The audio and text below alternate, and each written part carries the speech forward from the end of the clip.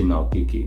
Now, in this channel, I educate and enlighten people about the law. I teach people what the law entails in the easiest possible way. I understand fully that the law can be anachronistic, it can be boring, it's filled with legalese language such as legal terminologies, and all these make it difficult for people to understand what the law entails. So in this channel, I break down the law to the barest minimum.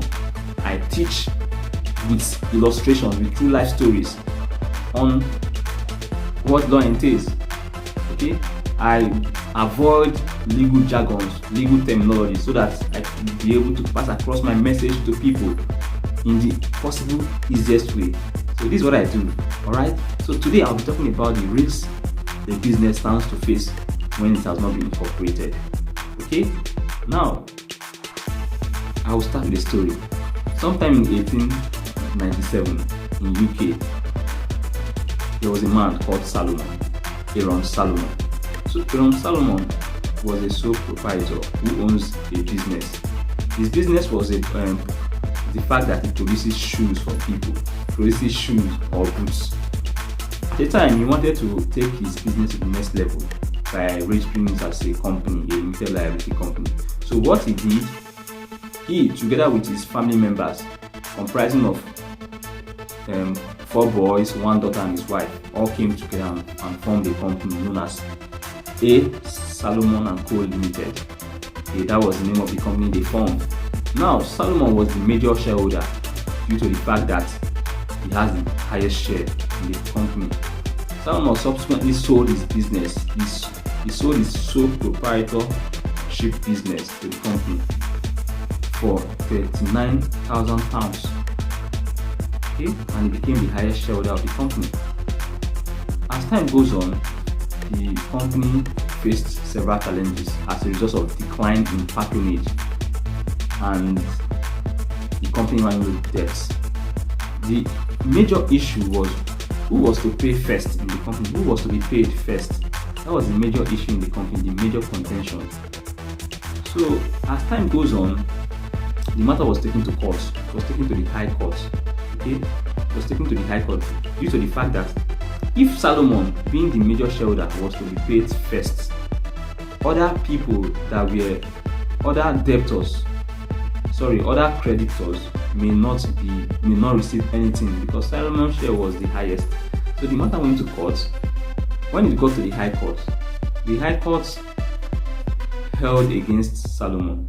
In other words, it means the High Court gave judgment against Salomon. According to the High Court noted that Salomon was the same as his business, was the same person as his business. As a matter of fact, that Salomon formed the business for the main purpose of defrauding people, okay, for fraudulent activities. That was why Salomon formed the business, and as such, judgment was given against Salomon. Okay, so Salomon was aggrieved. He was not happy. He was frustrated. So he had to take the matter to the Court of Appeal. He sued to the Court of Appeal, instituted an action, appealed to the Court of Appeal. When the matter got to the Court of Appeal upheld the decision of the High Court. What this means is that the Court of Appeal gave judgment against Salomon on that same ground that Salomon and the business are the same person. Salomon was aggrieved. He was not happy. What is all this? He was going crazy. So he had to appeal to the House of Lords. House of Lords, just the way we have the Supreme Court as the highest authority, the highest court in Nigeria. Over there they have in UK the highest court was the apex court was the House of Lords. So when the matter got to the House of Lords, having considered the peculiarities of each case, it held that as a limited liability company, Salomon is different from the company. Salomon and the company are basically two different things entirely. They are two different personalities. That a limited liability company has a separate legal personality which is different from the shareholders, and as such, the shareholders cannot be held liable for the debt incurred by the company. So the court later gave judgment in favor of Salomon. And that was how Solomon was paid first, and he wasn't held liable for, the debt incurred by the company. So that's one thing you stand to gain when you register your company as a limited liability company. Now, what a limited liability company entails is that if you register as if a business or company has been registered as a limited liability company, it means that you who register the business or the owner of the business, you are different from the business per se. It is more like a two separate personality.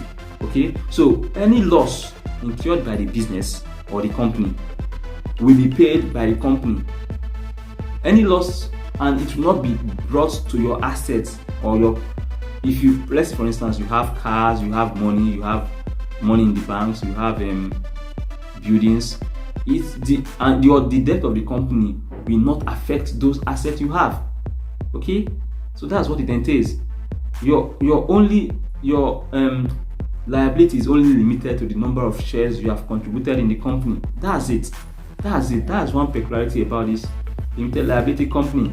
Okay, so now that you know about this, endeavor to do the right thing so that you will not be held by the strings of the law.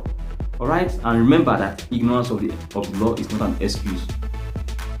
Always stick to my channel, subscribe, click on the subscribe button on my channel to keep getting more information or more knowledge about the law. Thank you, and do have a lovely day.